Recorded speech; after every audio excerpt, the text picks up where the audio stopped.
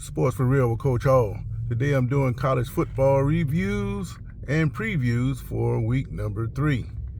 I want to start out talking a little bit about Alabama. Alabama, a lot of people were predicting that Alabama was going to run off Texas. And then after Texas knocked them off, now they're talking about how Alabama is falling apart. I'm not quite ready to throw dirt on Alabama just yet, but there are some cracks there. I picked Texas to beat Alabama because of the game last year. I think if Quinn Ewers hadn't got hurt in that game, they would have beat Alabama, despite the heroics of Bryce Young. So these people were saying that because Texas gave them a scare last year, Alabama would be waiting on them, and now that they're home, it would make a big difference. I didn't see it that way, and it played out just like I thought it would.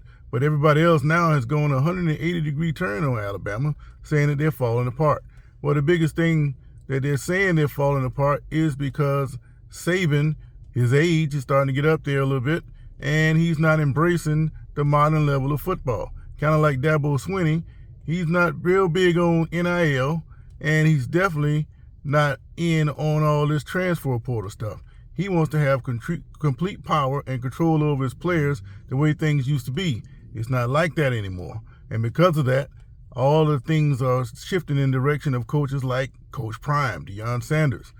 Speaking of Sanders, he is going to host Colorado State tonight at 10:30, 10 o'clock, I believe, Eastern time. And they're going to take on in-state rival Colorado State. I think Colorado State, they could have just slipped in and been quiet with the game, and they still were going to lose, I thought, by at least 4 touchdowns. But now the coach is going off on Deion, talking about his glasses and how he was raised, and now he's kind of like poked the bear a little bit. So I think that's going to get into Colorado's skin. If they have a chance to run them off real big, they're going to do so. But I got a warning for Colorado. Be careful of the points that you score tonight, because you just might need them next week. I'm not saying Oregon is going to beat you, but I am saying a lot of times when you blow out an opponent and then you play a big game the next week, all those easy points you had from the week before, it just might not be there. So be careful of the points you score and how you treat opponents who just happen to say something about you. And just recall that it's not like you're not saying anything about them. So I don't understand what the prickliness is with the feelings. We're going to try to win no matter who you're playing against. So who cares what they say? So just be mindful of why you're up now and you're the hot child. That can shift on you just like it's shifting on Alabama. Also, going back to Alabama, I forgot to mention that they're in Tampa today to take on South Florida. How they come to go to South Florida, I'm not sure, but it would probably be a welcome trip for the Crimson Tide to get out of town after what happened to them last week. The final thing I want to talk about in the SEC today, Billy Napier and his Florida Gators. They got an easy win last week. Now they're going to host Tennessee.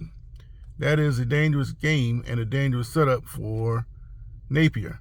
Napier has already got a little chirping going around him, around his program, especially after losing that game to Utah. And it don't look like he has the strongest roster in the world. So people are predicting that things could fall apart. And you bring in Tennessee, who's a high-powered offense. If they get that offense going and score a lot of points, it might be tough for the Gators to keep up. And if the score starts to grow down in Gainesville, the fans are going to get on Napier's case, and you're going to hear it. They shift on you just like that. So just like in Alabama, how they shifted on them, Deion, they can shift on him too. And Billy Napier is in danger of having things shift on him. I'm looking to see how the Gators handle this situation.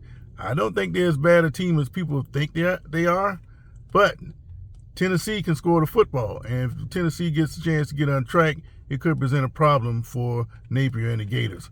So that's my quick thoughts on today's games. And I'm going to keep my eye on what the Gators are doing most especially.